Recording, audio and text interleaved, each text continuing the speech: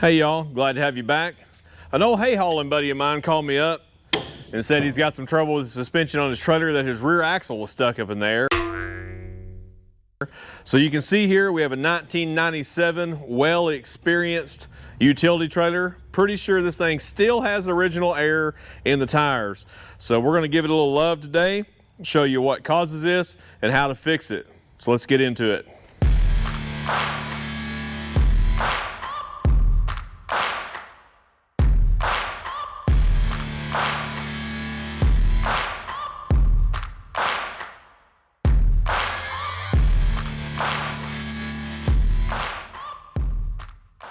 Now that we got the tires off, we can take a good look. We have the center hanger, we have the equalizer, shackle straps, and all the shackle or suspension bolts. Just by looking at this, it looks pretty good as far as being completely worn out. Don't see a lot of wear on the shackle straps. I don't see a lot of cutting on the equalizer either. Honestly, it's probably just a lot of corrosion, but we're going to tear it down. The customer does want to put new equalizers on it. We will likely just rebush the springs and put some new parts on it. Another cause that can make your suspension stick in the air is this suspension being so loose and worn out. When you're out in the pasture or hitting a bouncy road, it will actually cam over, is what we call it. I'm gonna show you what that would look like now, just in case you experience that. So here I have cammed this shackle strap set over. This will happen a lot of the times. It can cause this to go up and cause your front axle to hang, or vice versa, and cause your rear axle to hang. When you get to this scenario where your shackle straps are the opposite direction, it can be dangerous if you're trying to fix it yourself. They're under a lot of pressure. There is a way that you can spring these back over. I do not recommend that unless you're qualified to do that. The best way to repair that would be to take the suspension loose and start over. Before we make any repairs to this, before we take anything off, you need to support both axles with a jack and or jack stands, and we need to get these to the point to where all the tension is relieved before we take anything loose. If this spring or this spring has tension on it and we start taking bolts out, it could be dangerous. So we need to make sure all the tension is relieved, and that's what we're going to do next. I now have the tension relieved on the springs. I have both axles supported with floor jacks, and you can see now both of the shackle straps are pretty much cammed over, and you can get in this scenario with your tires and wheels on going down the road. But again, it's most important to make sure there's no pressure on the springs. So we're going to take the shackle bolts out first. We're going to start here on the rear. You'll need a backup wrench to go on the head of the bolt, which it is a 13/16. The nut is going to be a 7/8. Occasionally you will find that people will tack weld the nuts to the bolt on here, and that's fine. Many times if they put a small nut tack weld, the impact will break it. If not, you're going to have to grind that tack weld loose.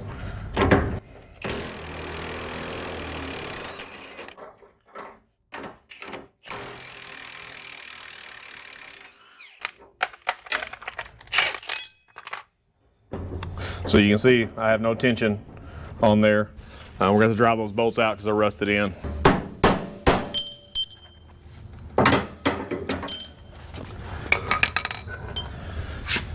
So you can see the bolts, you can see the rust in there, and we do have some wear. The bushings are still intact, but we are going to replace those. This equalizer is really not bad. We could probably rebush this equalizer. Equalizer is pretty expensive and the customer wants to go ahead and replace it.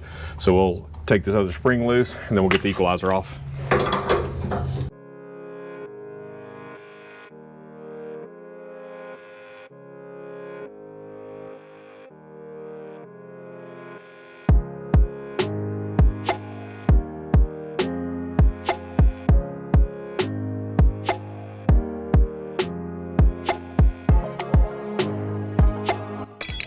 All right, so that one's stuck on. We're gonna have to cut that off. I'm gonna use a torch.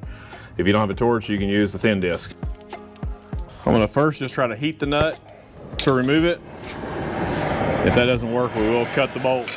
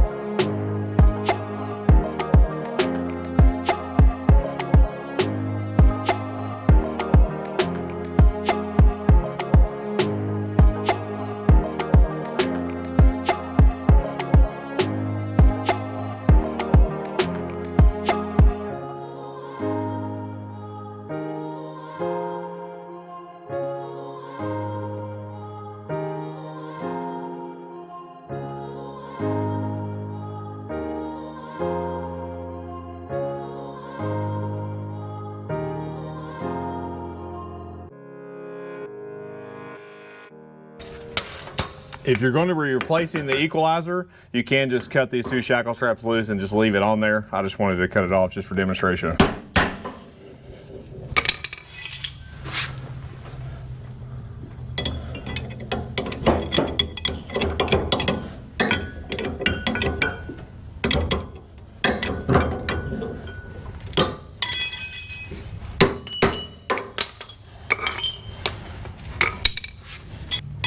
We will cut this one off also.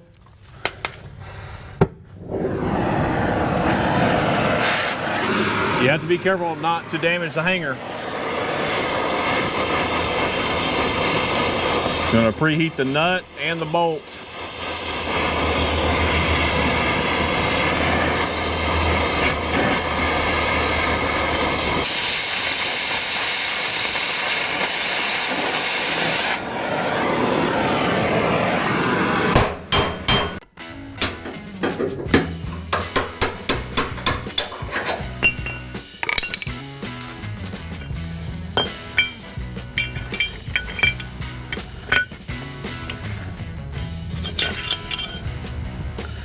So like I said, this equalizer is not too bad. You could probably rebush it.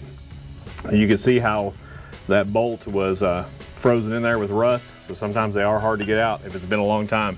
The suspension is something, all these are wearable items and they need to be checked from time to time. They need to have some maintenance done. So we're gonna grab some new parts and we're gonna put this thing back together.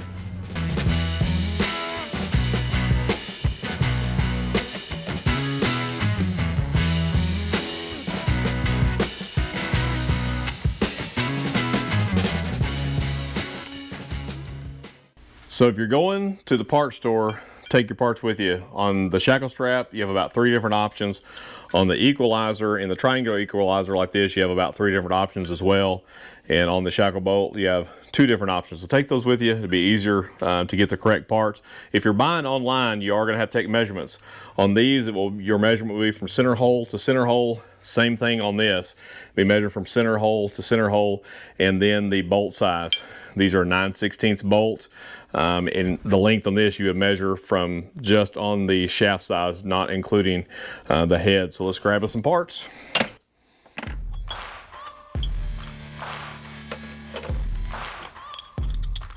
So it will take 8 shackle straps that we have here. It will take 14 shackle bolts and nuts.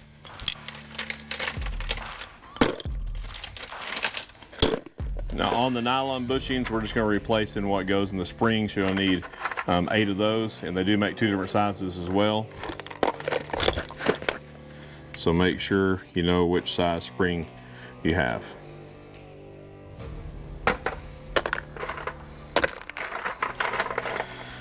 And then we'll need to grab a couple of equalizers. So this will be the equalizer for that. Matches up. Like I said, they also make a baby one, and then they make one that's got a larger bolt. You see this really on older livestock equipment. Let's grab a couple of those. And we are ready to reassemble. So the first thing we're going to do, we're going to change out the nylon bushings in these springs. You can use a flathead screwdriver. Sometimes you need a punch or a pick. Sometimes they'll come out really easy, like that one. They're not always going to come out that easy. The next one just pushes in. If it's really loose, when you put in there a lot of slack, then you do need to replace the spring at that point. So you just have to make that judgment, and I'm going to go ahead and replace the rest of them. So now we're going to move on to the shackle bolts. If you'll notice the shackle bolt, they have a spline here that is to seat it in the hanger or the shackle bolt, whichever position you're putting it in. These are a fine thread bolt with a lock nut. These are one-time use only. If you ever have to take one of these off, unless it's emergency and you don't have a choice, you replace it with a new one. They are locking. So now we're going to hang our equalizer.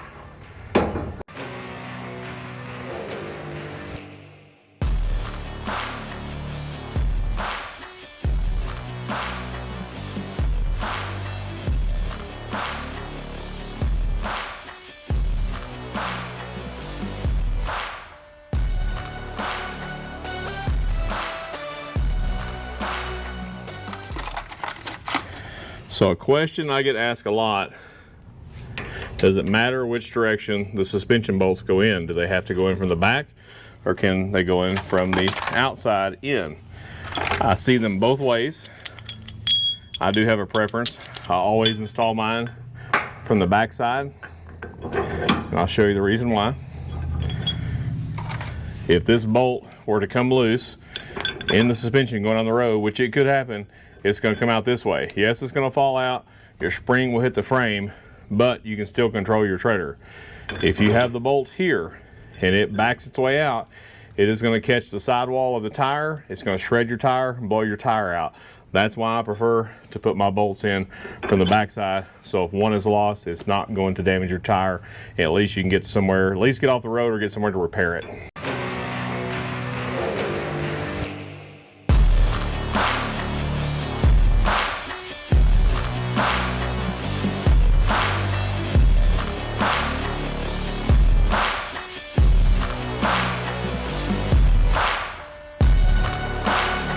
And the springs always go above the equalizer. So the spring should be up here. If it's the other way, it's wrong. It's got to be up here.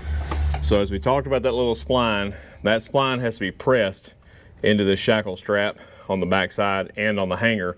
You can simply do that by just tightening the nut down with a backup wrench. However, I like to use a hammer and go ahead and drive those in as much as I can. Then I'll back it up and tighten them down. So we'll cover that right now. So now we're going to tighten all these down, and we're going to tighten them all the way down so it seats that spline in on the back side. We're going to use our backup wrench and our socket.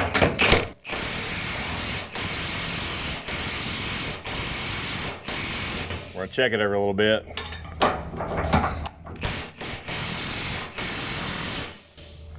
So it's all the way down. All the way down. Okay, all those are down. This is the next mistake I see people make. They'll leave it like this. It's all tight, it's in the right position, but there's no travel in the equalizer, shackle straps, or the spring bolts.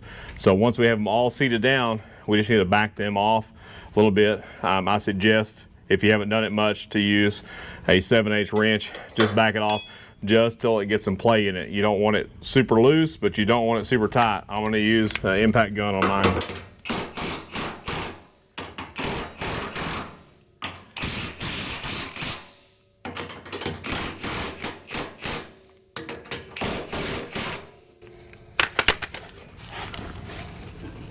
You're going to feel for, it's still pretty tight, so you back it off just a little bit more till you can just see just a little bit of travel in it. You can also use your floor jacks to jack it up to make sure that it will articulate like it's supposed to, and that goes for the front and rear hangers as well. So now that we've bottomed everything out, we've backed our nuts off to get the proper adjustment in there. I can show you have some movement. You can do that with your jacks as well. Like I said, it needs to have some friction on it, but just not a lot. You can tack weld the nut to the bolt if you want to. A lot of our customers ask for that. We just don't tack weld the nut to that. That way you can get that off down the road. You know, after you've done your first one, I would recommend checking it in a month or so just to make sure everything looks good. You know, something else to look at while you've went to all this trouble, check your U-bolts underneath here. They can come loose. Sometimes this should be snugged up. Or if you see one that's been loose for a while, replace that just so your axle stays in proper alignment. So this thing's ready for the tires to go back on. You know, just repeat the same process to the other side. If I were doing this not for a video, I would have taken the parts off both sides and done both sides at the same time. It's really however you want to do it. Just remember to get the tension off the springs before you take anything loose. Make sure your trailer is properly supported with jack stands or some type of static block, and use something to support each axle individually so you can manipulate those around as you take your parts off and put them back on. Hope this video was helpful. If you have any questions or comments, remember to leave those below. We'll see you soon. And Daniel, if you're watching, buddy, tell your dad that we have his trailer good for another 25 years.